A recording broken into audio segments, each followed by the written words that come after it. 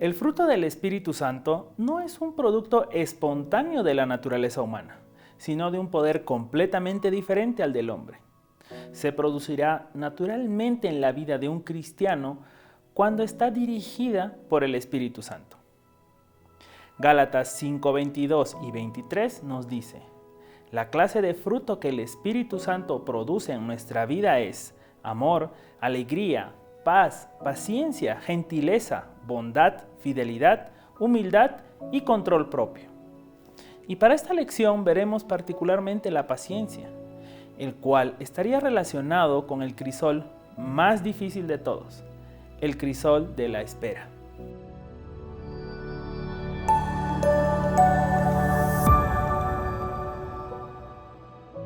Tomando como referencia Romanos 15, versículos 4 y 5, para proporcionar bendiciones a nosotros, el Dios de la paciencia y la consolación ordenó que se escribieran las Sagradas Escrituras.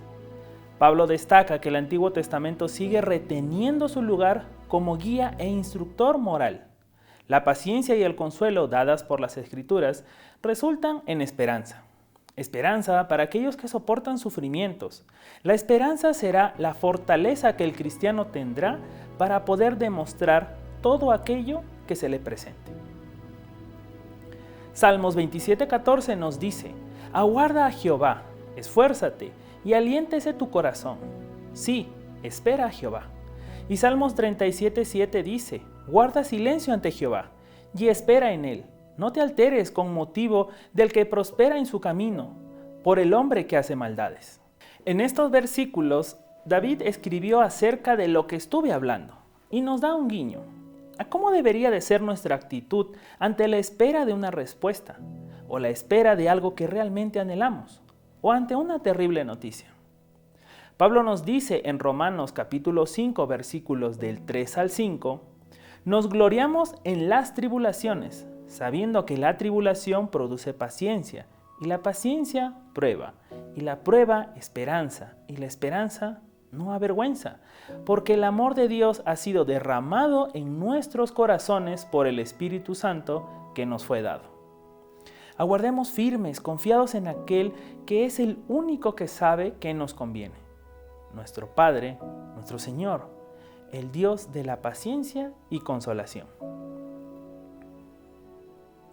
Muchas cosas las queremos a nuestro tiempo, a nuestro momento, pero no debemos olvidar que Cristo siguió los tiempos de Dios. Como nos dice Romanos capítulo 5, versículo 6, porque Cristo a su tiempo murió por los impíos. Y también Gálatas en el capítulo 4, versículo 4, cuando Él vino el cumplimiento del tiempo, Dios envió a su Hijo. Si los eventos que marcaron la salvación de la humanidad se hicieron bajo los tiempos de Dios, ¿por qué nosotros tendríamos que exigir que las cosas sean a nuestro tiempo? Nuestra naturaleza pecaminosa nos podrá llevar a preguntarnos, ¿por qué deberíamos esperar tanto? ¿O por qué Dios les hizo esperar tanto al pueblo de Israel cuando se encontraban cautivos? ¿O por qué el Mesías tardó tanto tiempo en llegar? ¿Acaso no pudo sacrificarse desde el inicio y así nadie sufría? El Mesías no solo vino en el tiempo indicado por la profecía de Daniel, sino que vino en el momento histórico más favorable de todos. El mundo estaba en paz y bajo un solo gobierno. Los viajes por tierra y mar eran relativamente seguros y factibles. El griego era un idioma ampliamente difundido, sobre todo en el cercano oriente. Las escrituras ya estaban en griego desde hacía unos 200 años. Muchos estaban insatisfechos con sus creencias religiosas y anhelaban conocer la verdad en cuanto a la vida y el destino humano. Los judíos estaban dispersos por donde quiera y aunque quizás en forma imperfecta, daban testimonio del Dios verdadero. Desde todas partes del mundo acudían para celebrar las festividades en Jerusalén y a su regreso podían llevar la noticia de la venida del Mesías.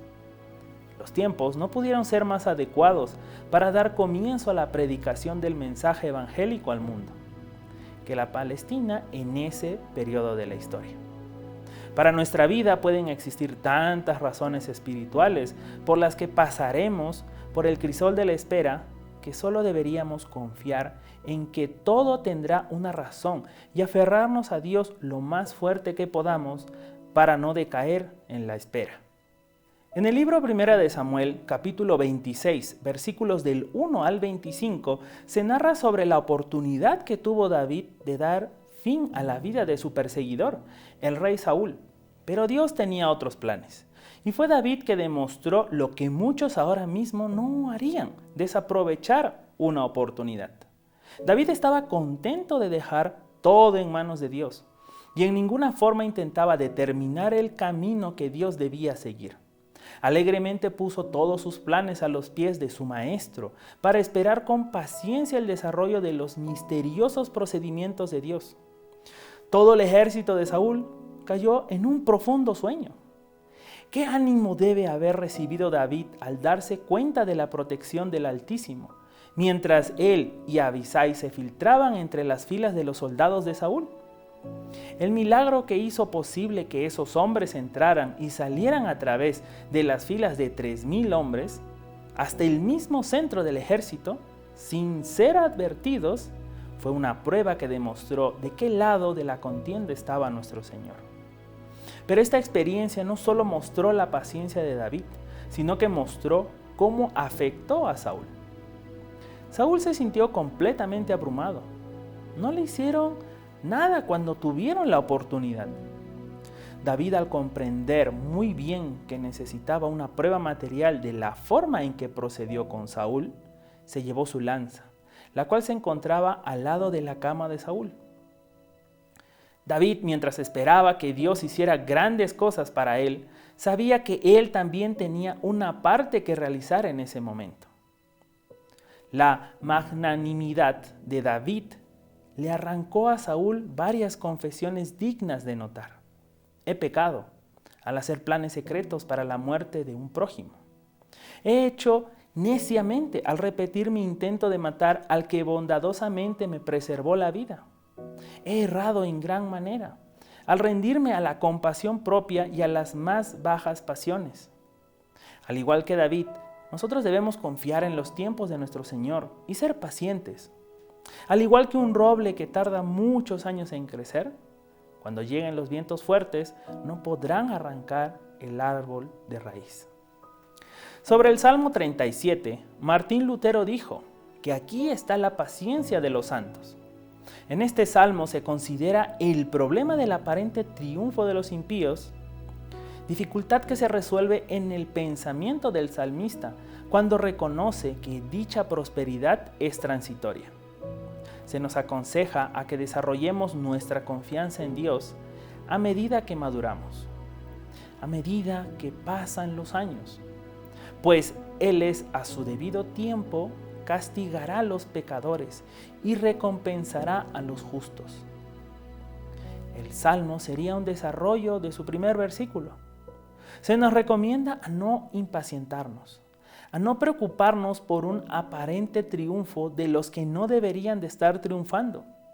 Como cristianos deberíamos ganar la victoria sobre la impaciencia, porque al impacientarse perdemos la perspectiva de las cosas y la claridad de visión.